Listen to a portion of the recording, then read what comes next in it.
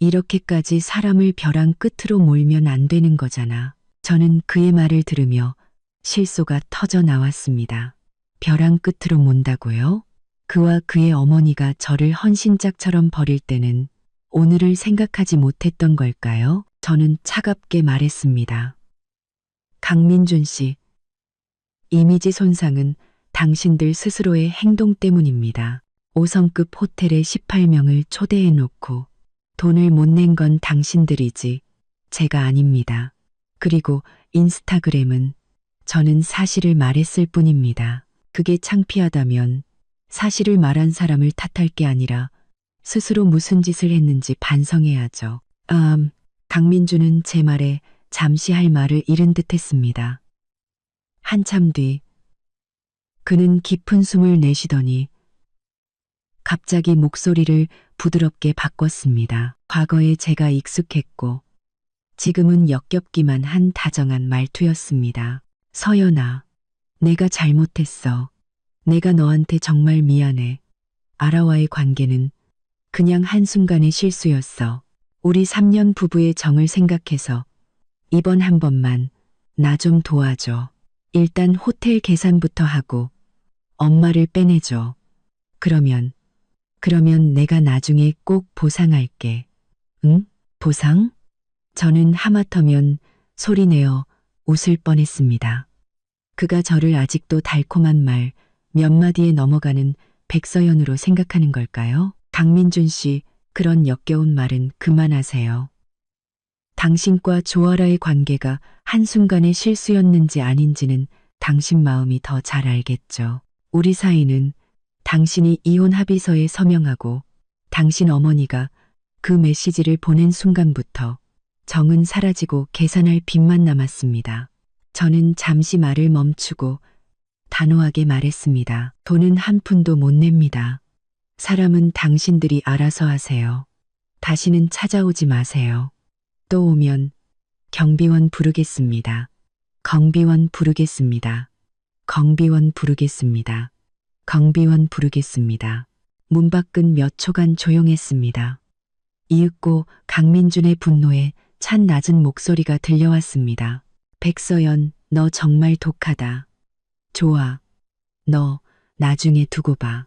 그리고는 무거운 발걸음 소리와 함께 그는 떠났습니다. 저는 문에 기댄 채 길게 숨을 내쉬었습니다. 승리의 기쁨보다는 모든 것이 정리되었다는 평온함이 느껴졌습니다. 가면을 벗어 던지니 오히려 속이 시원했습니다. 저는 서재로가 컴퓨터를 켰습니다. 이제 본론으로 들어갈 시간이었습니다. 이메일을 확인하자 김 변호사에게서 온 초기 조사 결과 보고서가 도착해 있었습니다. 그는 민준테크의 일부 공개 자료와 세무 기록을 검토한 결과 몇 가지 의문점을 발견했다고 했습니다. 예를 들어 몇 건의 거액 자금 흐름이 불분명하고 회사 고정 자산 등기에도 모호한 부분이 있다는 것이었습니다. 김 변호사는 제가 조속히 권한을 위임하여 더 깊이 있는 회계 감사를 진행할 것을 제안했습니다. 또한 만약 강민준이 혼인기간 중 부부 공동 재산을 빼돌리거나 숨긴 사실을 증명할 수 있다면 제가 재산 분할에서 더 많은 몫을 주장하거나 심지어 전액을 회수할 수도 있다고 조언했습니다. 저는 즉시 답장을 보냈습니다. 김 변호사에게 모든 권한을 위임하며 어떤 대가를 치르더라도 반드시 진상을 규명해달라고 말이죠. 메일을 보내자마자 제 다른 휴대폰이 울렸습니다. 이 번호는 제 직계 가족 몇 명만 알고 있었습니다. 화면에는 오빠라는 이름이 떠 있었습니다. 전화를 받자 오빠 백서준의 차분한 목소리가 들려왔습니다. 감다가고 싶바뽀 리컴다리나 정아가 따따리 백서준의 캄부리따 청가가 감다. 서연아, 얘기 다 들었다. 저는 응 이라고 대답했습니다. 마음 한구석이 시큰했습니다. 부모님과 오빠는 처음부터 저와 강민준의 결혼을 탐탁지 않아 했습니다. 하지만 당시 제가 고집을 부리자 억지로 막지는 않으셨습니다. 대신 조용히 제게 기댈 언덕을 마련해 주셨죠. 지난 3년간 저는 이른바 가정의 평화를 위해 그들에게 힘든 내색을 거의 하지 않았습니다. 그런데도 그들은 계속 저를 지켜보고 있었던 겁니다. 백서준이 말했습니다. 마음고생 많았겠구나. 그래도 처리하는 거 보니 우리 백씨 집안 딸 맞네. 그는 잠시 말을 멈추고 이었습니다. 강신의 그 작은 회사, 자금 사정이 항상 빠듯했어. 거래처 두 곳 덕분에 겨우 버티고 있었지. 방금 소식 들었는데 가장 큰 거래처인 창신산업에서 다음 분기 발주를 취소할 것 같단다. 저는 놀라서 물었습니다. 오빠, 설마. 백서준은 아무렇지 않은 듯 담담하게 말했습니다. 창신산업 사장이 나한테 빚진 게 좀 있거든. 그냥 지나가는 말로 강민준 인성이랑 최근 소문에 대해 얘기 좀 했을 뿐이야. 사업하는 사람들은 원래 리스크 관리에 철저하잖니. 저는 그제야 깨달았습니다. 오빠는 소리 소문 없이 이미 강민준의 돈줄을 끊기 시작한 것이었습니다. 청검서, 제가 가족 카드를 해지하고 인터넷에 폭로한 개인적인 차원의 반격과는 비교도 안 되게 오빠의 한 수는 그의 숨통을 제대로 조이는 것이었습니다. 백서준이 말했습니다. 아버지가 너 조용히 집으로 들어와서 지내라고 하신다. 엄마가 너 주려고 보약 다려놓으셨어. 저는 코끝이 찡해져 깊게 숨을 들이마시고 말했습니다. 오빠, 부모님께 감사하다고 전해줘. 하지만 당분간은 혼자 있고 싶어. 내가 직접 정리해야 할 빚이 남았거든. 백서준은 제가 이렇게 말할 줄 알았다는 듯 억지로 권하지 않았습니다. 그래, 필요한 거 있으면 언제든 말해. 기억해. 백씨 집안은 언제나 내 편이다. 아무나 널 함부로 대하게 두지 않아. 저는 혼자가 아니었습니다. 제 가족은 항상 제 뒤에 있었습니다. 오빠의 전화는 제게 큰 힘이 되었습니다. 강민준의 회사가 겪을 어려움은 이제 시작에 불과하다는 것을 알 수 있었습니다. 하지만 그들 내부의 붕괴가 이렇게 빨리 찾아올 줄은 몰랐습니다. 다음 날 오전, 저는 또다시 그 친척 동생의 카카오톡 폭탄을 받았습니다. 이번에는 글이 아니라 흥분했지만 목소리를 낮춘 여러 개의 음성 메시지였습니다. 서연 언니, 대박 사건. 그 집, 아니, 강씨 집안 뒤집어졌어요. 어제 큰어머니가 경찰서에서 돌아온 뒤로 완전 폭탄이 됐어요. 집에서 밤새 하늘이 무너져라 울면서 언니 욕을 했다더라고요.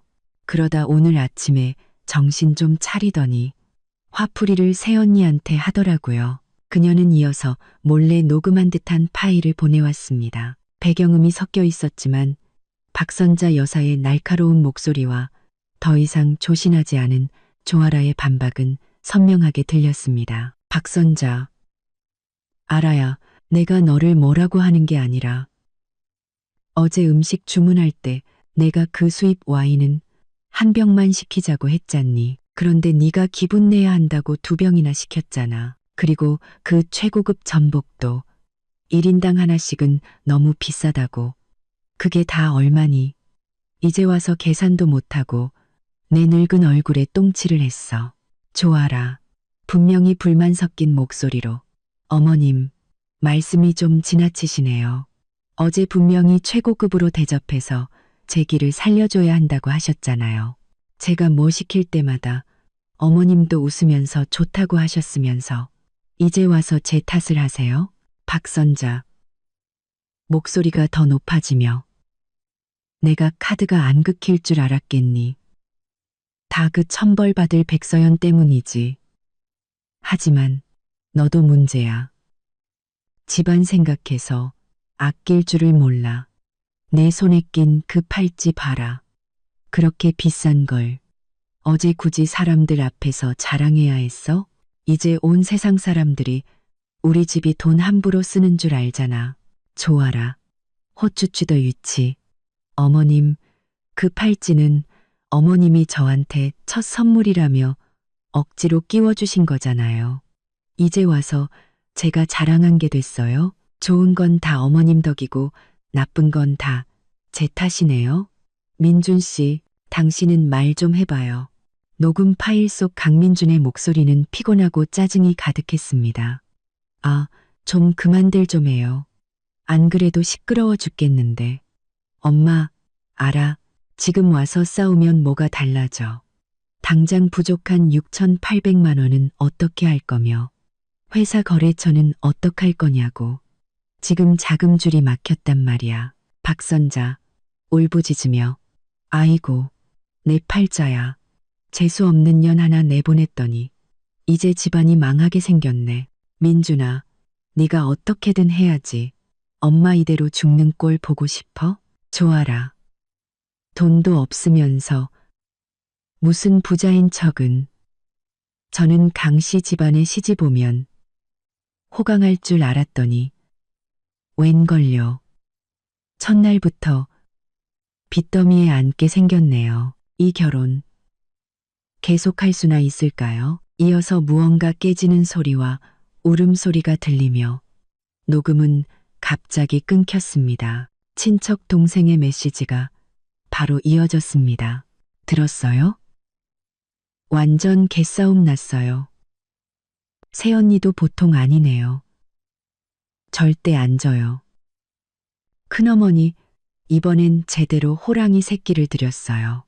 큰어머니, 이번엔 제대로 호랑이 새끼를 들였어요. 듣자 하니 민준이 형이 아버지 아끼는 양주 2병 몰래 팔아서 급한 불 끄려고 한대요. 저는 이 메시지들을 보며 아무런 감흥도 느끼지 못했습니다. 오히려 웃음이 나왔습니다. 늑대들끼리 서로 물어뜯는 꼴이라니. 박선자 여사는 순한 양을 들인 줄 알았겠지만 한치도 물러서지 않는 여우였던 모양입니다. 이 고부 갈등 드라마는 제 생각보다도 훨씬 빨리 시작되었습니다. 저는 친척 동생에게 알았어. 또 무슨 일 있으면 바로 알려줘. 라고 답장하며 작은 금액의 기프티콘을 하나 보내주었습니다. 이 정보원은 잘 관리해야 했습니다. 휴대폰을 내려놓고 다음 단계를 생각했습니다. 강씨 집안은 이미 내부 분열이 시작됐고 경제적 압박도 가해졌습니다. 하지만 아직 부족합니다. 저는 그들이 제기할 기회조차 없도록 만들어야 했습니다. 김 변호사의 이메일에서 언급되었던 회사 자산 문제가 떠올랐습니다. 강민주는 회사를 설립할 때 우리가 결혼 생활 중에 샀던 작은 오피스텔 주소를 이용했던 것 같습니다. 그리고 회사 법인 계좌와 몇몇 개인 계좌 사이에 불분명한 자금 거래가 잦았다는 점도. 저는 다시 김 변호사에게 연락했습니다. 오빠가 알려준 창신산업의 발주 취소 소식을 전하며 회사 등록 주소와 법인 자금 유용 혐의에 대한 의심을 집중적으로 제기했습니다. 김 변호사는 그것이 바로 조사의 핵심이라고 답했습니다. 만약 강민준이 회사 자금을 개인적인 사치나 재산은닉에 사용한 사실이 입증되면 이혼 재산 분할에서 저에게 극도로 유리해질 뿐만 아니라 법적 책임까지 물을 수 있다고 했습니다. 좋습니다. 법의 심판은 그 어떤 말싸움보다도 강력한 무기입니다. 오후에 저는 법률사무소로 가 김 변호사를 만나 필요한 모든 서류에 정식으로 서명했습니다. 사무소를 나오니 햇살이 좋았습니다. 복잡한 거리를 걸으며 저는 비로소 숨통이 트이는 것을 느꼈습니다. 지난 3년간 저는 새장 속에 갇힌 새처럼 위선적인 결혼 생활을 지키고 탐욕스러운 사람들의 비위를 맞추며 살아왔습니다. 이제 새장은 부서졌고 하늘은 넓었습니다. 저는 밀크티 한 잔을 사서 천천히 집으로 걸어갔습니다. 길에서 휴대폰을 확인해 보니 이전에 올렸던 인스타그램 게시물의 열기가 식지 않고 있었습니다. 심지어 몇몇 네티즌들은 좋아라가 과거 소셜미디어에 올렸던 그녀의 수입으로는 감당할 수 없을 법한 명품 가방과 해외여행 사진들을 찾아내 박민준의 불분명한 자금 지출 시점과 정확히 일치한다는 것을 밝혀내기도 했습니다. 여론은 들끓고 내부는 분열되고 외부의 압박은 거세지고 있었습니다. 김 변호사와 서류 작업을 마치고 집에 돌아와 차를 한 잔 마시려는데 초인종이 또다시 집요하게 울렸습니다. 이번에는 현관 카메라를 확인하지 않고 바로 문을 열었습니다. 문 밖에는 어제보다 더 초췌해진 강민준이 서 있었습니다. 눈에는 핏발이 서 있고 턱에는 거뭇한 수염 자국이 가득했습니다. 그는 서류철 하나를 손에 쥐고 있었는데 너무 세게 쥔 탓에 손마디가 하얗게 질려 있었습니다. 강민준은 저를 보자마자 거의 이를 갈며 말했습니다. 백서연, 우리 얘기 좀 해야겠다. 저는 문을 비켜주지 않고 문틀에 기댄 채 그를 바라보았습니다. 무슨 얘기를요? 돈 문제나 인스타그램 글 내리라는 거면 할 얘기 없어요. 강민주는 서류철을 제 앞으로 내밀며 억눌린 분노로 말했습니다. 그게 아니야. 이것도 내 짓이지? 경제사범 전문이라는 그 김 변호사 말이야. 오늘 회사로 사람 보내서 장부 보자고 하더라. 무슨 자산이 어쩌고 하면서 네가 시킨 거지? 저는 서류철을 받아들고 천천히 펼쳐보았습니다. 안에는 김 변호사 사무실에서 보낸 정식 공문 사본이 들어 있었습니다. 민준테크의 재무 상태를 감사하겠다는 내용과 함께 회사 등록 주소와 실제 운영 장소의 불일치, 그리고 법인 계좌에서 개인 계좌로 흘러 들어간 몇 건의 거액 이체, 내역 등 초기 의심 정황이 나열되어 있었습니다. 수취인 이름에는 조아라라는 이름이 선명했고 이체 목적은 프로젝트 인건비라고 적혀 있었습니다. 날짜는 불과 3개월 전이었습니다. 저는 서류철을 덮어 그에게 돌려주며 무표정하게 말했습니다. 김 변호사님은 법대로 처리하시는 분입니다. 그분이 왜 당신 회사를 조사하는지는 당신 스스로에게 물어봐야죠. 뭐 캥기는 일이라도 있나요? 박민준의 얼굴이 순간 붉게 달아오르며 서류철을 낚아챘습니다. 너 깨끗한 척하지 마. 백서연, 똑똑히 들어. 이 회사는 내가 혼자 일군 거야. 너랑은 아무 상관없어. 내 회사에 손댈 생각하지 마. 저는 웃었습니다. 차갑고 비웃음이 섞인 웃음이었습니다. 당신 회사라고?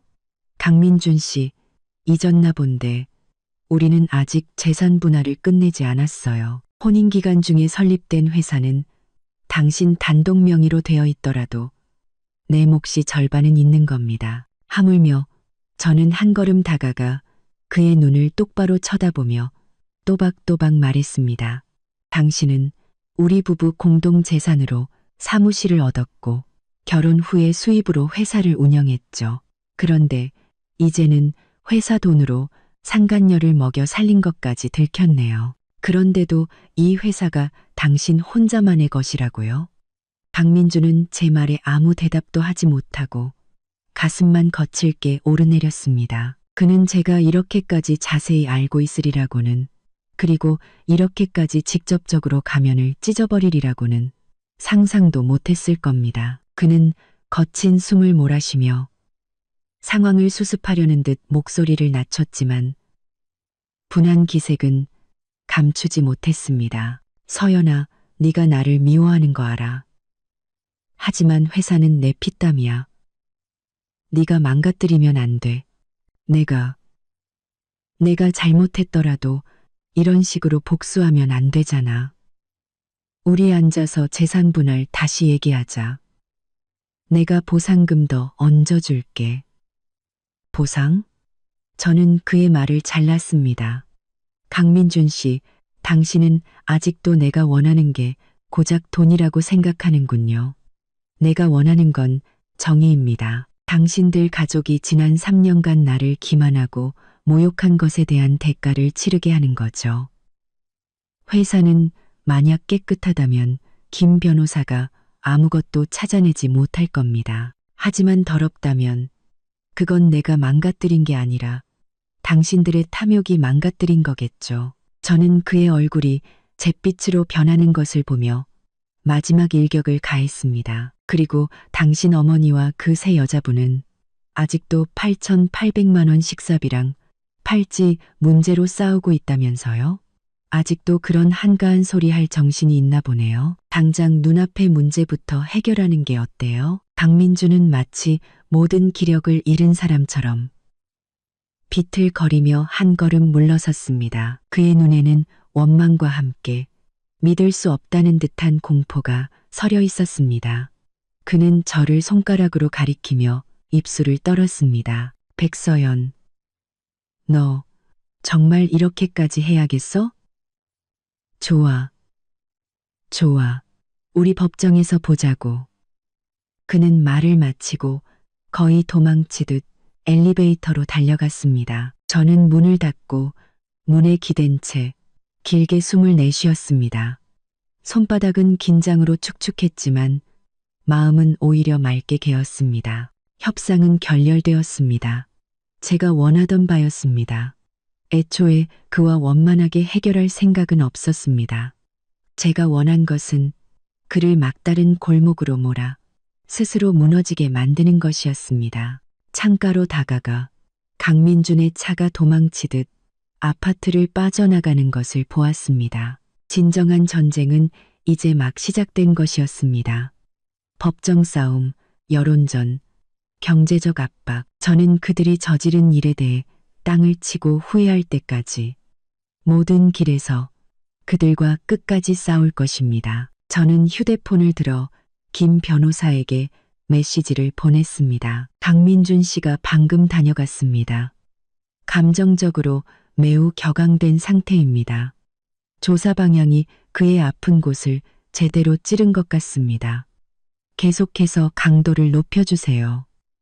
김 변호사에게서 곧 답장이 왔습니다. 알겠습니다.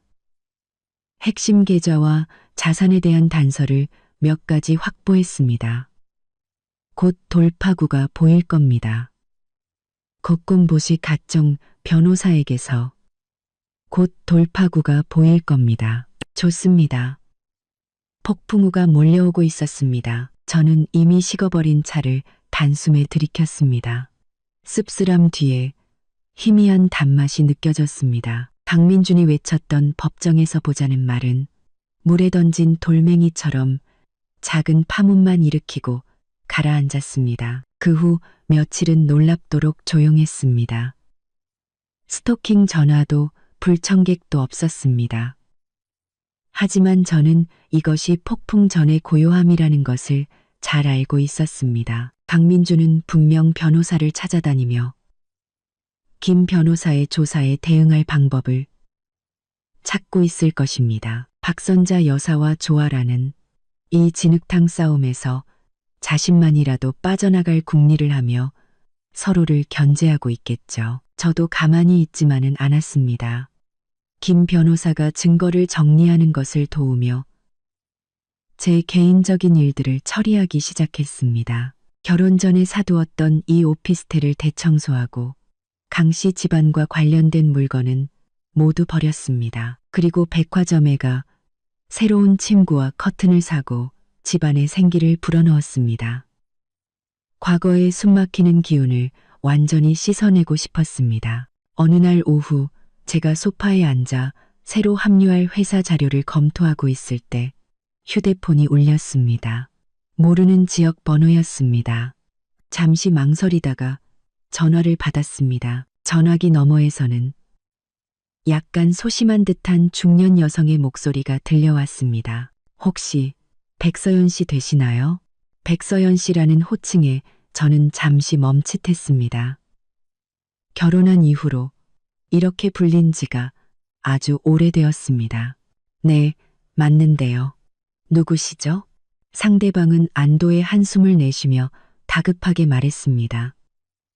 아, 백서연 씨, 안녕하세요.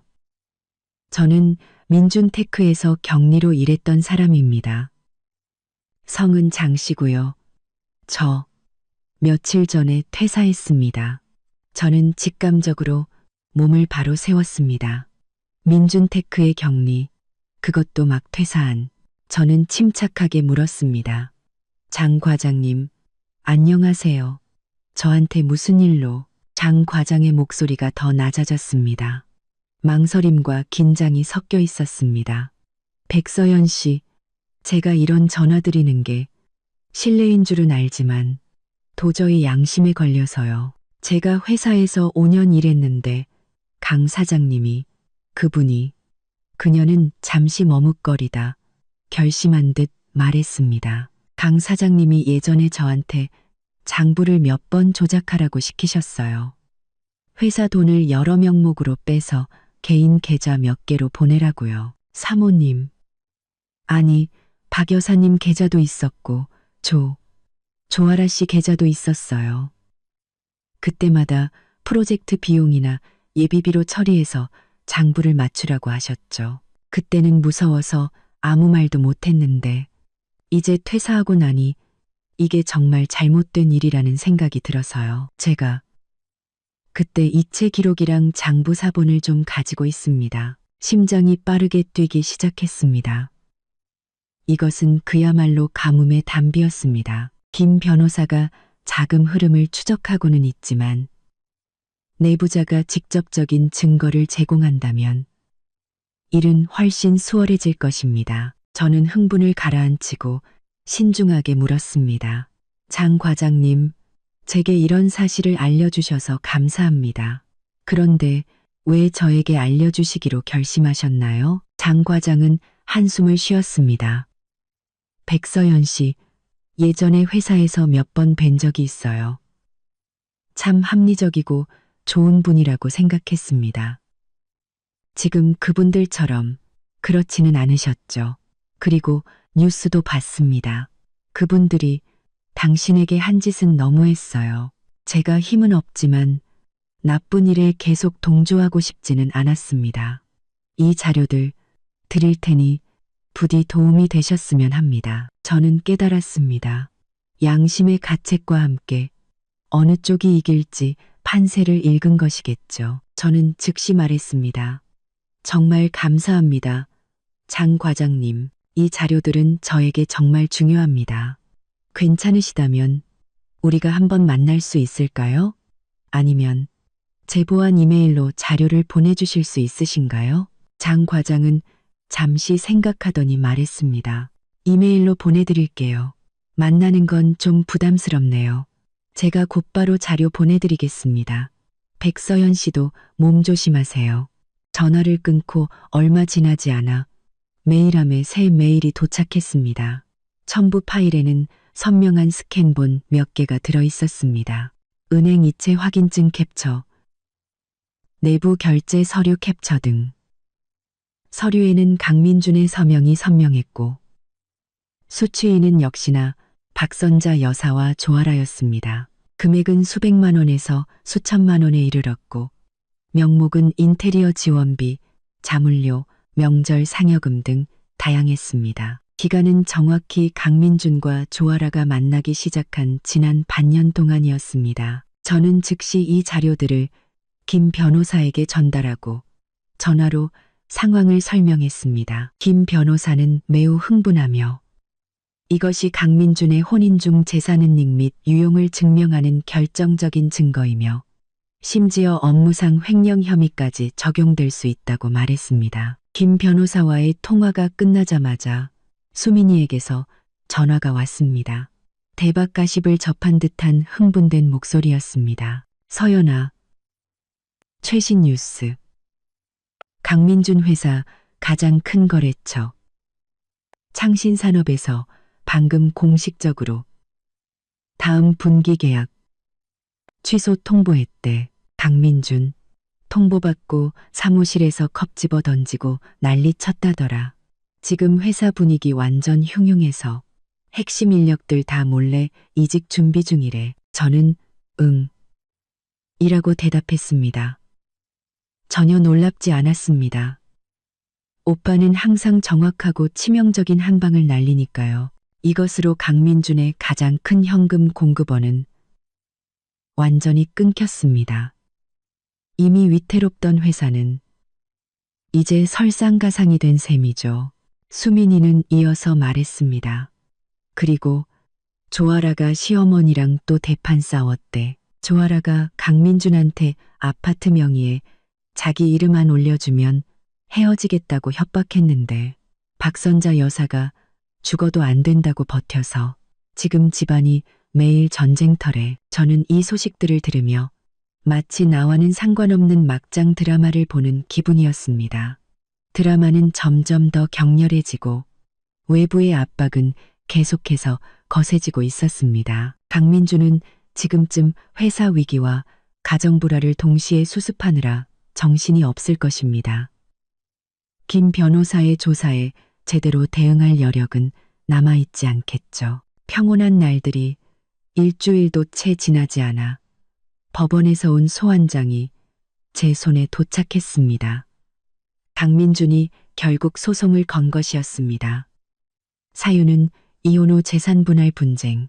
그는 민준테크가 자신의 결혼 전 개인 재산의 연장선이며 저와는 무관하다고 주장했고 제가 회사 경영에 간섭하는 것을 중단할 것을 요구하며 제가 제시한 재산 분할 방안을 전면 거부했습니다. 소환장의 뻔뻔한 문구들을 보며 저는 실소를 금할 수 없었습니다. 죽음이 코앞인데도 여전히 허세를 부리다니. 이게 바로 강민준의 스타일이었죠. 좋습니다. 그가 법정 싸움을 선택했다면 저도 모든 추악한 진실을 세상에 드러낼 수밖에요. 저는 소환장을 사진 찍어 김 변호사에게 보냈습니다. 김 변호사는 자신감 넘치는 목소리로 답했습니다. 잘 됐습니다. 저희가 준비한 자료도 거의 마무리되었습니다. 법정에서 상대방에게 아주 특별한 선물을 주게 될 겁니다. 재판 당일 저는 단정하고 세련된 검은색 정장을 입고 옅은 화장을 했습니다. 법정에 들어서자 맞은편에서 날아오는 시선이 느껴졌습니다. 강민준과 그의 변호사가 앉아 있었습니다. 강민준은 굳은 표정으로 제 시선을 피했습니다. 강민준과 그의 변호사가 앉아 있었습니다. 그리또 강민준은 굳은 표정으로 또 굳은 그의 옆에는 아버지 강성국만아 와 있을 뿐 박선자 여사와 조아라는 보이지 않았습니다. 창피해서 오지 않았거나 집에서 또다시 싸우고 있거나 둘 중 하나겠죠. 재판이 시작되자 강민준의 변호사가 먼저 발언했습니다. 그는 민준테크가 오로지 강민준 개인의 피땀으로 이룬 성과이며 결혼 후 가정주부 역할에만 충실했던 저와는 아무런 관련이 없다고 주장했습니다. 또한 제가 악의적으로 가족 카드를 해지하고 인터넷에 허위 사실을 유포하여 회사에 막대한 손해를 끼쳤다고 비난했습니다. 김 변호사의 차례가 되자 그는 침착하게 자리에서 일어나 판사에게 일련의 증거들을 제출했습니다. 그는 먼저 회사 등록 주소가 우리가 혼인 중에 구매한 아파트 주소라는 증거와 회사 설립 초기에 우리 부부의 공동 예금을 대량으로 사용한 은행 거래 내역을 제시했습니다. 그리고 김 변호사는 결정적인 한 방을 날렸습니다. 전 격리장 과장이 제공한 이체 기록들이었습니다. 선명한 스캔본이 법정 스크린에 투사되었습니다. 민준테크 계좌에서 박선자 여사와 조아라의 개인 계좌로 흘러들어간 수많은 이체 내역, 금액, 날짜, 그리고 강민준의 서명까지 모든 것이 명백했습니다. 김 변호사는 차분한 목소리로 이 이체 내역들이 회사 업무와는 전혀 무관하며 순전히 강민준이 직위를 이용해 회사 자금을 개인적인 사치와 가정생활 그리고 불륜 관계 유지에 사용한 것이라고 지적했습니다. 강민준의 얼굴이 순간 새하얗게 질렸습니다. 그의 변호사도 당황한 기색이 역력했고 그것들은 합법적인 인건비 지급이나 개인적인 대여금이라고 반박하려 했지만 조아라가 관련 전문 자격이 없다는 점, 그리고 이체 시점이 소위 프로젝트와 전혀 일치하지 않는다는 김 변호사의 지적 앞에 그들의 주장은 힘을 잃었습니다. 김 변호사는 승기를 잡고 창신산업의 계약 취소 관련 뉴스 기사와 인터넷상에서 강씨 집안의 사치와 가정불화에 대한 여론이 악화된 상황을 추가 증거로 제출했습니다. 이 모든 것이 강민준과 그의 가족의 부적절한 행동으로 인해 발생한 회사 위기이며 저와는 무관하다는 것을 증명하기 위함이었습니다. 재판 내내 저는 조용히 앉아 있었습니다. 가끔 고개를 들어 바늘방석에 앉은 듯 식은땀을 뻘뻘 흘리는 강민준의 비참한 모습을 바라보았습니다. 그는 아마도 자신이 은밀하게 저질렀던 모든 일들이 이렇게 법정에서 적나라하게 드러나리라고는 상상도 못했을 것입니다. 재판이 끝나고 판사는 휴정을 선언하며 추후 판결을 내리겠다고 했습니다. 하지만 누가 봐도 승패는 이미 결정나 있었습니다. 법정을 나오자 강민준과 그의 아버지는 거의 도망치듯 빠르게 자리를 떴습니다. 밖에서 기다리던 기자들에게 사진이라도 찍힐까 두려워하는 모습이었습니다. 김 변호사가 제게 말했습니다. 예상보다 훨씬 순조로웠습니다. 상대 측 증거는 허점투성이었고 저희가 제출한 증거는 완벽했습니다. 재산 분할에서 우리가 절대적으로 유리할 뿐만 아니라 강민준 씨는 자금 유용 혐의로 법적 책임을 지게 될 수도 있습니다. 저는 고개를 끄덕였습니다. 마음속에는 흥분보다는 모든 것이 제자리로 돌아왔다는 평온함이 느껴졌습니다. 이것은 모두 그들이 받아야 할 마땅한 벌이었습니다. 집에 돌아오자마자 수민이에게서 전화가 왔습니다. 마치 자기가 소송에서 이긴 것처럼 흥분한 목소리였습니다. 어땠어? 어땠어? 완전히 박살내고 왔지? 저는 간단하게 재판 상황을 설명했습니다. 수민이는 전화기 너머에서 환호성을 질렀습니다. 대박, 그럴 줄 알았어. 어디 계속 기고만장해 보라지. 그녀는 이어서 말했습니다. 아, 서연아. 할 얘기가 있는데. 내 친구 중에 브랜드 기획사 하는 애가 있거든?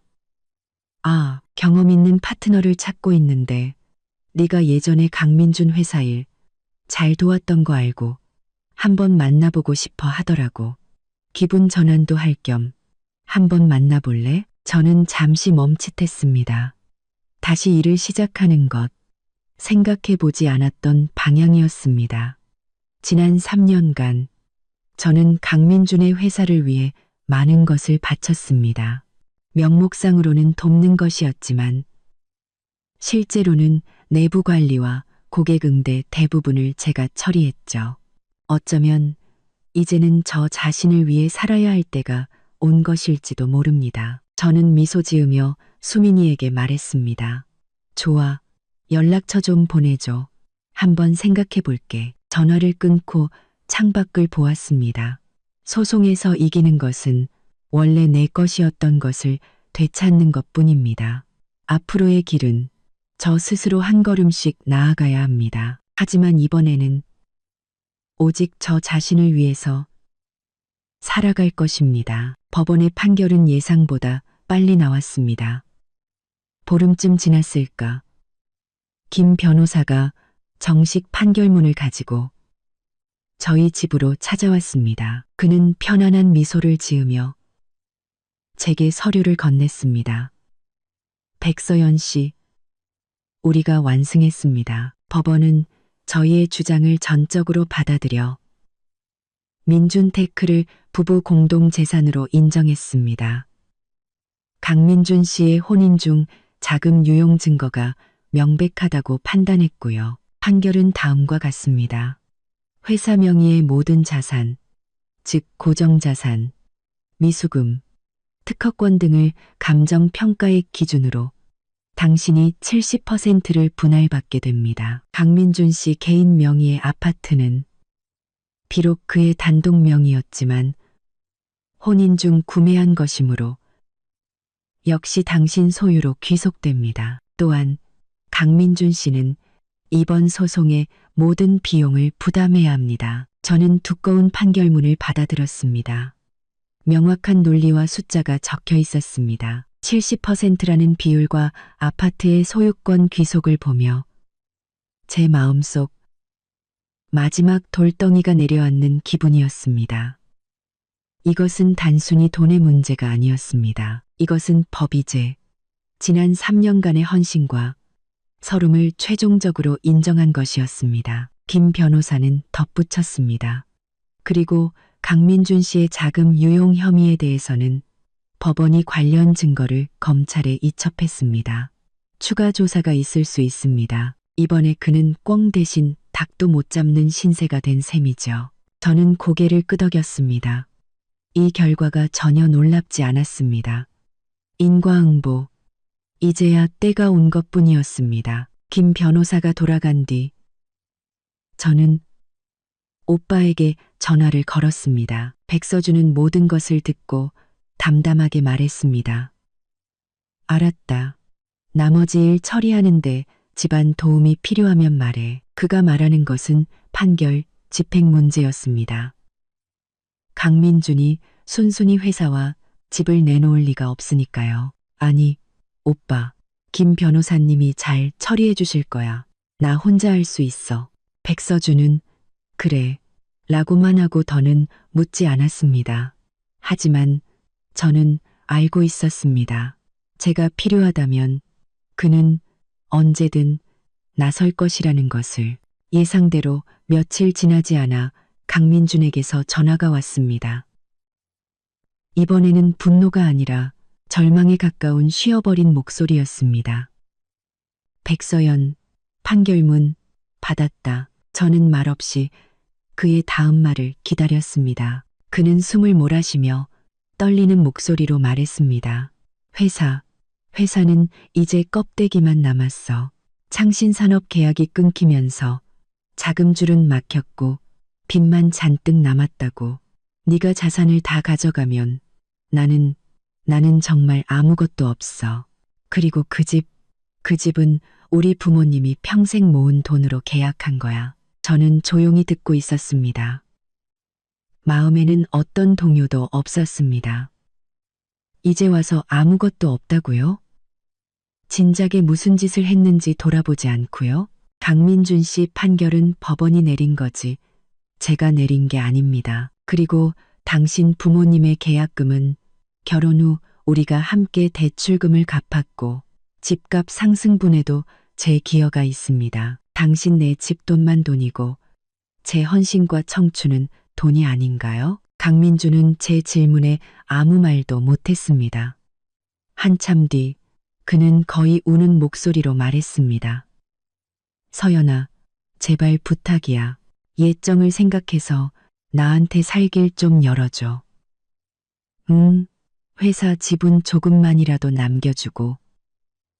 집은 우리 부모님이 사셔야 한단 말이야. 저는 그의 말을 잘랐습니다. 목소리는 얼음장처럼 차가웠습니다. 당신이 조아라와 노란하고 당신 어머니가 그 메시지를 보낸 순간부터 우리 사이에 정 따위는 없었습니다. 살 길은 스스로 찾는 거지 남이 열어주는 게 아닙니다. 당신들이 나를 벼랑 끝으로 몰았을 때 제게 살 길을 열어줄 생각은 해봤나요? 저는 잠시 말을 멈추고 그의 마지막 희망을 짓밟았습니다. 그리고 판결에 따라 당신은 지정된 기한 내에 자산명의 이전과 정산 절차에 협조해야 할 의무가 있습니다. 만약 거부하면 법원에 강제 집행을 신청할 겁니다. 그때는 상황이 더 꼴사나워지겠죠. 전화기 너머에서 강민준의 억눌린 흐느낌이 들려왔습니다. 그리고 전화는 거칠게 끊겼습니다. 저는 그의 현재 상황을 상상할 수 있었습니다. 모든 사람이 등을 돌리고 회사는 파산하고 법적 책임까지 져야 하는 상황. 하지만 이 모든 것은 그가 자초한 일이었습니다. 며칠 뒤 김 변호사를 통해 강민준이 결국 자산양도 계약서에 서명했다는 소식을 들었습니다. 듣자 하니 그의 아버지 강성국이 노후 자금을 탈탈 털어 겨우 회사빚 일부를 갚고 마지막 체면을 지켰다고 했습니다. 그 아파트도 곧 제 명의로 이전되었고 열쇠가 제 손에 들어왔습니다. 저는 그 집에 한번 가보았습니다. 안에는 강민준과 조아라의 생활 흔적이 희미하게 남아있어 더욱 역겹게 느껴졌습니다. 저는 바로 부동산에 연락해 그 집을 월세로 내놓았습니다. 배신으로 가득 찬 이 집은 1초도 더 보고 싶지 않았습니다. 매달 통장에 찍히는 월세 수입으로 바꾸는 것이 가장 현실적인 선택이었습니다. 이로써 저와 강민준 사이는 법적으로나 경제적으로나 완전히 정리되었습니다. 하지만 저는 알고 있었습니다. 어떤 사람들은 그렇게 쉽게 포기하지 않는다는 것을. 특히 돈줄이 끊긴 새며느리 조아라는 말이죠. 그녀는 저를 쫓아내기 위해 온갖 수를 썼지만 호강은커녕 강민준과 함께 빚더미에 앉게 되었습니다. 그녀가 과연 순순히 물러설까요? 그 집은 순조롭게 세입자를 구했고 매달 월세가 꼬박꼬박 입금되었습니다. 마치 강씨 집안 사람들이 과거에 제게 저질렀던 짓을 상기시키는 굴욕세처럼 말이죠. 삶은 드디어 평온을 되찾는 듯 했습니다. 저는 수민이가 소개해준 브랜드 기획사 파트너 제안을 진지하게 고민하기 시작했고 다음 주에 만나기로 약속까지 잡았습니다. 강씨 집안의 소란이 드디어 제 인생에서 사라지리라 믿었을 때 낯선 택배 상자 하나가 집으로 배달되었습니다. 발신인 정보는 없었고 서류처럼 얇고 가벼웠습니다. 상자를 뜯어본 순간 저는 숨을 멈췄습니다. 안에는 수십 장의 사진이 들어 있었습니다. 사진 속 주인공은 저였습니다. 하지만 배경은 제가 결혼 전 부모님 댁에 살 때 오랜 남사친과 동네 카페에서 가끔 만났던 모습이었습니다. 사진은 교묘한 각도에서 찍혀 마치 우리가 매우 가까이 붙어 있는 것처럼 보이거나 활짝 웃는 모습이 연인처럼 보이게 연출되어 있었습니다. 하지만 맹세코 그는 그냥 어릴 적부터 친구였고 그의 아이는 이미 학교에 들어갔습니다. 우리는 그냥 가끔 만나 사는 얘기를 했을 뿐입니다. 사진 외에 프린트된 쪽지 한 장이 있었습니다. 위협적인 문구가 가득했습니다. 백서연, 네가 이긴 줄 알지? 당장 소송 취하하고 회사 자산 포기해. 안 그러면 네가 결혼 중에 바람 피운 이 증거들을 내 부모님이랑 모든 친척, 친구들한테 뿌려서 너를 사회에서 매장시켜 버릴 거야. 저는 이것들을 보며 두려움보다는 허수음이 나왔습니다. 조아라, 역시 당신이군요. 스스로의 머릿속이 더러운 사람만이 이런 저급한 수단을 생각해낼 수 있습니다. 강민주는 지금 제정신이 아닐 테고 박선자 여사의 머리에서는 이런 치밀한 계획이 나올 리가 없죠. 저는 즉시 사진과 쪽지를 찍어 김 변호사에게 보내고 상황을 설명했습니다. 김 변호사는 침착하게 이것은 명백한 협박 미수이며 경찰에 신고할 것을 권했습니다. 또한 이것은 조아라의 인성이 저급하다는 증거로 이혼 사건에서 그녀가 부정적인 역할을 했다는 것을 뒷받침하는 자료가 될 수 있다고 했습니다. 저는 잠시 생각하다 말했습니다. 신고는 일단 보류하죠. 대신 이 증거들을 잘 보관해 주세요. 그녀가 다음에는 무슨 짓을 할지 궁금하네요. 저는 뱀을 굴에서 끌어내기로 결심했습니다. 저는 쪽지에 적힌 익명의 이메일 주소로 일부러 당황한 척 답장을 보냈습니다. 누구세요? 뭘 원하시는 거죠? 이 사진들은 다 가짜예요. 저는 바람 피운 적 없어요. 메일을 보내자마자 상대에게서 더 의기양양하고 오만한 답장이 왔습니다. 가짜? 백서연, 변명하지 마. 증거는 차고 넘쳐. 3일 주겠다. 내가 시키는 대로 해. 안 그러면 내 부모님께 내 딸의 진짜 모습을 보여주는 수밖에. 확실했습니다. 조아라였습니다. 그녀는 참을성을 잃은 것입니다. 강민준이 몰락하자 그녀는 아무것도 얻지 못하고 오히려 빚만 떠안게 되었습니다.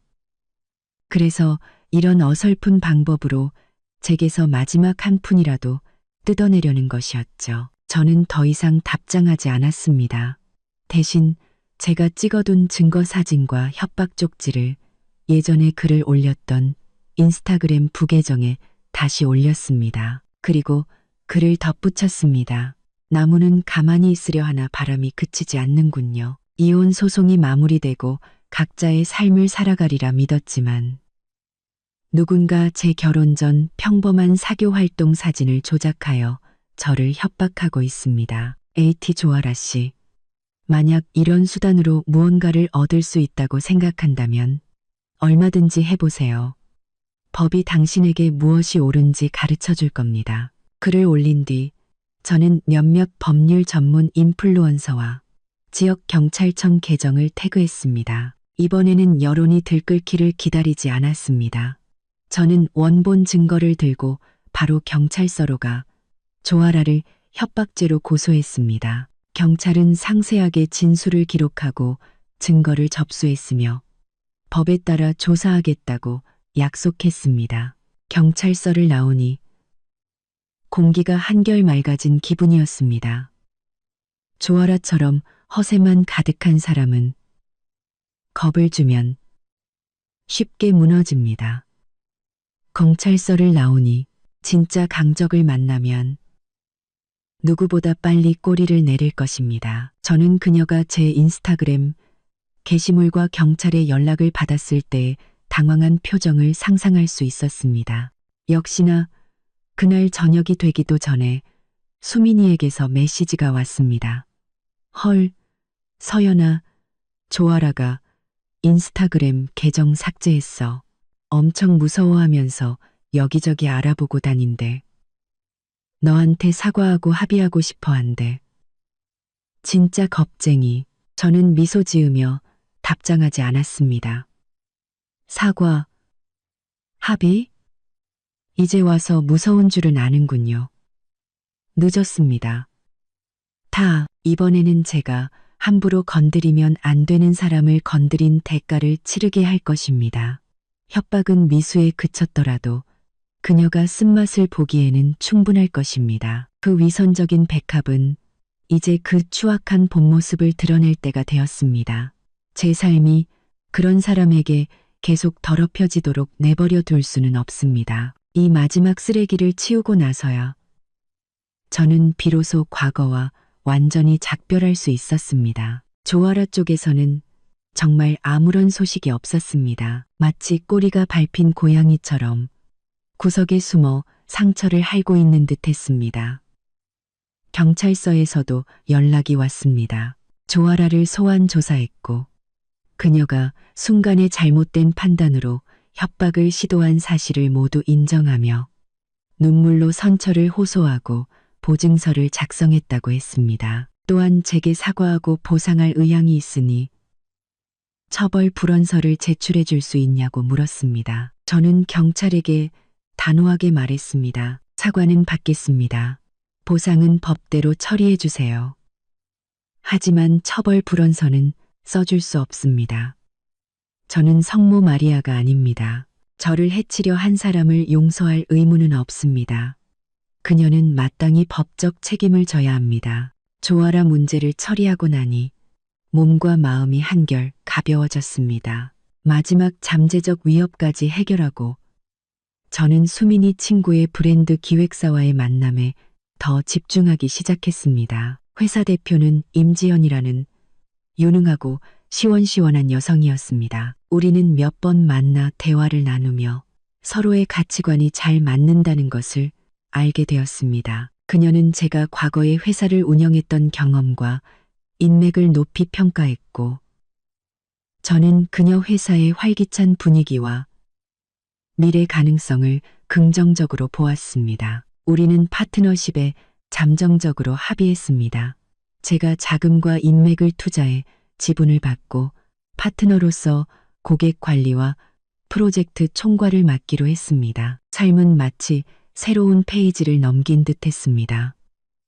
저는 새 회사의 업무에 적응하고 프로젝트 자료를 검토하고 잠재 고객을 만나느라 바쁜 하루하루를 보냈습니다. 섬재 고객을 만나느라 바쁜 하루하루를 보냈습니다. 모든 것이 희망찼습니다. 어느 날 오후 제가 임 대표와 프로젝트 회의를 막 마쳤을 때 휴대폰이 울렸습니다.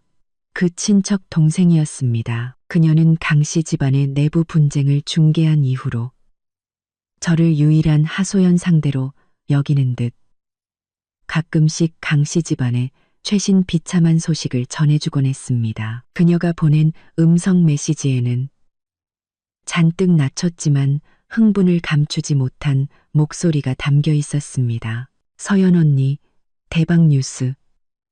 강민준 회사, 오늘 공식적으로 파산 신청했대요. 빚더미에 앉아서 사무실도 집주인이 잠가버렸대요. 강민준 회사사, 집기들도 다 압류당할 거래요. 저는 눈썹을 살짝 올렸습니다. 예상했던 바였습니다. 그리고 더 대박인 건요. 강민준 아버지, 강성국 씨가 충격으로 고혈압이 와서 쓰러졌대요. 지금 병원에 입원해 있는데 집안이 완전 난장판이에요. 박선자 여사는 매일 병원에서 울면서 언니 욕했다가 좋아라, 욕했다가 다 너희들 때문이라고 난리래요. 저는 아무런 감흥도 느끼지 못했습니다. 강성국이 입원한 것은 안타깝지만 아내와 아들의 잘못을 방관한 그 역시 자업자득이었습니다. 박선자 여사의 저주는 더더욱 제게 아무런 영향을 미치지 못했습니다. 제일 웃긴 건요. 조아라는 지금 코빼기도 안 보인대요. 병원비 내라고 할까봐 병원에도 안 온다네요. 여기저기 돈 많은 남자 소개해달라고 알아보고 다닌대요. 진짜 나무가 쓰러지니 원숭이도 흩어지네요. 저는 알았어 라고 답장하고 휴대폰을 내려놓았습니다. 강씨 집안의 몰락은 제 상상보다도 더 철저했습니다. 한때 제 앞에서 그렇게 거만했던 가족이 이제는 뿔뿔이 흩어지고 병들고 도망쳤습니다. 그리고 그들이 그토록 무시하고 쫓아내려 했던 전 며느리인 저는 그 폐허 밖에서 굳건히 서서 새로운 사업을 시작하고 있었습니다. 저녁에는 임 대표와 팀원들과 함께 제 합류를 환영하는 저녁 식사를 했습니다. 식탁에서는 업계 동향과 회사의 미래에 대한 즐거운 대화가 오갔습니다. 저는 주스를 마시며 창밖의 네온 사인을 바라보았습니다. 그 지긋지긋한 결혼 생활에서 벗어나니 제 세상이 이렇게나 넓고 밝을 수 있다는 것을 비로소 실감했습니다. 아파트로 돌아와 저는 향초를 켜고 목욕을 했습니다. 그날 밤 저는 아주 깊고 편안한 잠을 잤습니다. 꿈속에서는 더 이상 다툼과 배신이 아닌 햇살과 꽃향기 그리고 무한한 가능성으로 가득 찬 미래가 펼쳐졌습니다. 새 회사의 업무는 바빴지만 활력이 넘쳤습니다. 임 대표는 훌륭한 파트너였고 저는 금세 중요한 프로젝트들을 맡아 팀을 이끌었습니다. 바빴지만 모든 노력이 오직 저 자신을 위한 것이었기에 기분은 완전히 달랐습니다. 어느 날 우리가 지역 유명 브랜드의 연간 홍보 계약을 성공적으로 따내자 팀은 작은 축하 파티를 열기로 했습니다. 분위기가 한창 무르익었을 때 제 가방 속에서 휴대폰이 진동했습니다. 모르는 지역 번호였습니다. 잠시 망설이다가 저는 조용한 복도로 나가 전화를 받았습니다. 여보세요? 전화기 너머에서는 몇 초간의 침묵 끝에 거의 잊어버릴 뻔했지만 듣는 순간 온갖 혐오스러운 기억을 되살리는 목소리가 들려왔습니다. 박선자 여사였습니다. 그녀의 목소리는 쉬고 갈라져 있었고 억지로 자세를 낮췄지만 특유의 계산적인 느낌은 감출 수 없었습니다. 서연아, 나다. 아니, 아줌마다. 저는 아무 말도 하지 않았습니다. 박선자 여사는 제가 대답이 없자 울먹이며 말을 이었습니다. 서연아, 안다. 예전에 내가, 그리고 민준이가, 우리 가족 모두가 너한테 잘못했다. 내가 진심으로 사과할게. 그리고 민준이가, 그리고 모두가 너한테 잘못했. 저는 여전히 침묵하며 그녀의 심파극이 끝나기를 기다렸습니다. 봐라. 이제 벌도 다 받았다. 민준이는 회사도 망하고 빚더미에 앉아서 폐인처럼 집에만 틀어박혀 있고 걔 아비는 충격으로 병원에 누워있단다. 병원비도 감당이 안 돼. 내 속이 정말 칼로 찢기는 것 같아. 그녀는 드디어 본론을 꺼냈습니다. 서연아, 네가 지금 잘 나간다고 들었다. 큰 회사 파트너가 됐다며. 예정을 생각해서 우리 좀 도와주면 안 되겠니? 많이도 말고 그냥 병원비만이라도 급한 불 끌 수 있게 좀 빌려주라. 내가 나중에 소처럼 일해서라도 꼭 갚을게. 저는 그녀의 눈물 섞인 호소를 들으며 실소를 금할 수 없었습니다. 저는 그녀의 눈물 섞인 호소를 들으며 예정.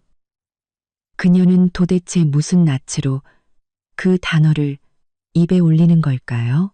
저는 가볍게 웃었습니다. 그 웃음소리에 박선자 여사의 울음소리가 순간 멎었습니다. 저는 나지막하지만 모든 글자가 모처럼 밝히도록 똑똑히 말했습니다. 박 여사님, 착각하고 계시네요. 첫째, 우리 사이에는 정이 아니라 빚만 남았고 그 빚은 법원이 이미 다 정리해줬습니다. 둘째, 당신 가족의 불행은 당신들 스스로 자초한 것이지 저와는 무관합니다. 셋째, 그리고 가장 중요한 점입니다. 제 돈은 저 백서연이 제 능력으로 번 돈입니다. 당신들 강씨 집안이라는 밑 빠진 독에 부어줄 생각은 단 한 푼도 없습니다. 당신들이 죽든 살든 부자가 되든 거지가 되든 저와는 이제 아무 상관없으니 다시는 제 삶에 끼어들지 마세요. 저는 말을 마치고 그녀가 더 매달릴 틈도 주지 않고 전화를 끊고 그 번호를 차단했습니다. 식사 자리로 돌아오자 임 대표가 웃으며 물었습니다.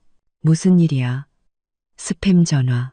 저는 주스를 한 모금 마시고 아무렇지 않게 웃었습니다. 네, 그냥 잘못 걸려온 전화예요. 모두들 다시 즐겁게 대화를 이어갔습니다.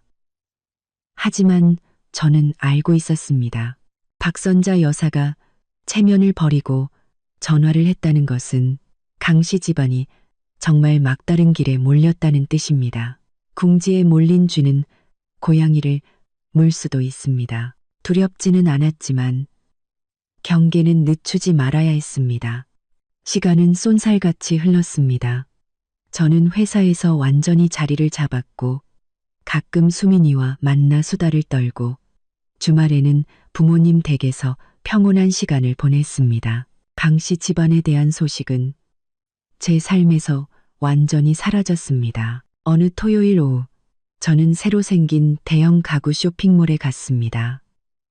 오피스텔에 놓을 편안한 1인용 소파를 고르기 위해서였습니다. 마음에 드는 소파 2개를 비교하고 있을 때 제 눈에 익숙한 형체가 들어왔습니다. 저 멀리 랭값 한쪽 코너 앞에 강민준이 서 있었습니다. 저는 하마터면 알아보지 못할 뻔했습니다. 그는 구겨지고 색이 바랜 티셔츠에 헐렁한 바지를 입고 있었습니다. 머리는 기름지고 헝클어져 있었죠. 그는 싸구려 플라스틱 양치컵을 손에 들고 가격표를 뚫어져라 쳐다보고 있었습니다. 깡마른 모습이 초췌하고 늙어 보였습니다. 그의 곁에는 아무도 없었습니다. 그는 혼자서 아마도 몇천 원짜리 컵 앞에서 망설이고 있었습니다. 한때 명품으로 치장하고 의기양양했던 그의 모습은 온데간데 없었습니다. 저는 그 자리에 서서 어떤 감정도 느끼지 못했습니다. 미움도 동정도 없었습니다. 마치 길에서 우연히 마주친 삶이 고단해 보이는 낯선 사람을 보는 기분이었습니다. 그때 강민준이 시선을 느끼고는 고개를 돌렸습니다. 우리의 눈이 마주쳤습니다. 그는 잠시 멈칫하더니 얼굴에 충격, 창피함, 분노, 그리고 마지막에는 잿빛 절망이 스쳐 지나갔습니다. 그는 황급히 손에 든 양치컵을 등 뒤로 숨기려 했습니다. 그 행동이 우스꽝스러웠습니다. 그는 무언가 말하려 입을 열었지만 아무 말도 하지 못하고 그저 저를 뚫어져라 쳐다보았습니다. 그의 눈에는 몰락한 자의 원망과 형언할 수 없는 후회가 담겨 있었습니다. 저는 아무렇지 않게 시선을 거두고 옆에 있던 직원에게 제가 고른 소파를 가리키며 말했습니다. 이걸로 배송해 주세요. 저는 계산을 마치고 단 한 번도 강민준 쪽을 돌아보지 않았습니다. 그의 시선이 계속 제 등에 꽂혀 있는 것을 느꼈지만 저는 아무렇지도 않았습니다.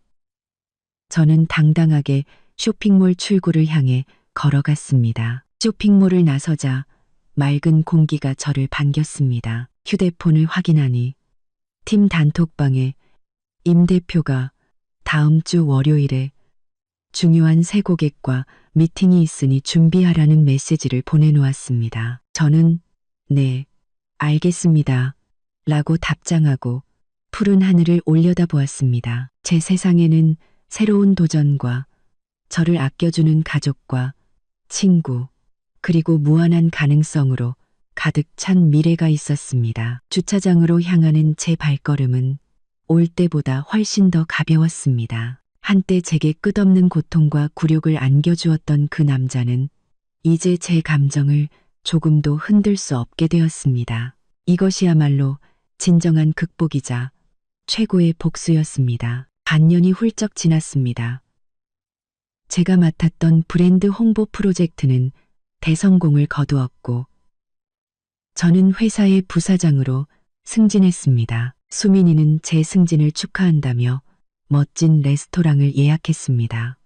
제가 도착했을 때 그녀는 휴대폰을 보며 웃고 있었습니다. 이것 봐, 최신 소식이야. 그녀가 내민 휴대폰 화면에는 지역 커뮤니티 게시판에 올라온 글이 있었습니다. 제목은 한때의 사모님은 어디에? 몰락한 집안의 비참한 근황.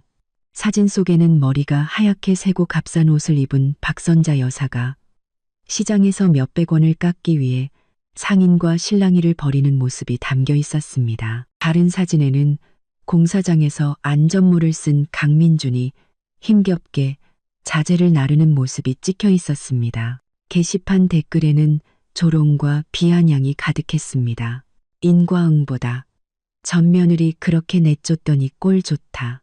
듣자 하니 남편은 파산하고 빚더미에 앉고 새 부인은 돈 많은 남자 만나 도망갔다던데. 완전 자업자득. 수민이가 속삭였습니다. 듣자 하니 강민주는 공사장에서 막노동하고 박선자 여사는 낡은 연립주택으로 이사가서 매일 시장에서 떨이채소 사 먹는데 조아라는 진작에 돈 많은 아저씨 만나서 도망갔지. 저는 조용히 휴대폰을 돌려주었습니다. 마음속에는 어떤 통쾌함도 없었습니다. 그저 나와는 상관없는 낯선 사람들의 이야기처럼 느껴졌습니다. 수민이가 조심스럽게 물었습니다. 너 아무렇지도 않아? 시원하지도 않아? 저는 스테이크를 한 조각 잘라 입에 넣으며 웃었습니다. 시원할 게 뭐가 있어? 각자 자기 인생 사는 거지. 그 사람들이 어떻게 살든 이제 나랑은 상관없어. 수민이는 잠시 저를 보더니 이내 활짝 웃으며 제 어깨를 쳤습니다. 와, 역시 우리 백 부사장님. 클래스가 다르네. 이게 진짜 다 잊었다는 거지. 멋지고 능력 있는 우리 백 부사장님을 위하여 건배. 우리는 웃으며 잔을 부딪혔습니다. 레스토랑에는 부드러운 음악이 흐르고 맞은편에는 저를 진심으로 축하해주는 친구가 있었습니다. 저는 이 순간 전에 없던 만족감과 평온함을 느꼈습니다. 식사를 마치고 저는 밤거리를 천천히 걸어 집으로 향했습니다. 밤 공기는 상쾌했고 도시의 불빛은 아름다웠습니다. 한때 저는 이혼이 세상이 무너지는 일이라고 생각했습니다. 하지만 이제는 압니다. 잘못된 사람과 환경을 떠나는 것은 실패가 아니라 새로운 시작이라는 것을. 그 붉은색 이혼 서류는 제 인생의 오점이 아니라 더 나은 삶으로 가는 통행증이었습니다. 강민준, 박선자, 조아라. 그들은 이제 제 인생의 배경 속에 희미한 점으로 사라졌습니다. 제 세상은 넓고 미래는 깁니다.奮闘할 가치가 있는 사업, 진심으로 저를 아껴주는 사람들, 그리고 무한한 가능성이 있습니다. 과거는 그냥 과거에 묻어두면 됩니다. 아파트 아래에 도착해 제 집 창문에서 새어나오는 따뜻한 불빛을 보았습니다. 저곳은 온전히 저 백서연만의 아늑하고 평온한 안식처입니다. 저는 가볍고 단호한 발걸음으로 건물 안으로 들어갔습니다. 제 새로운 인생은 이제 막 시작되었습니다. 그리고 이번에는 오직 저 자신을 위해 가장 멋진 모습으로 살아갈 것입니다.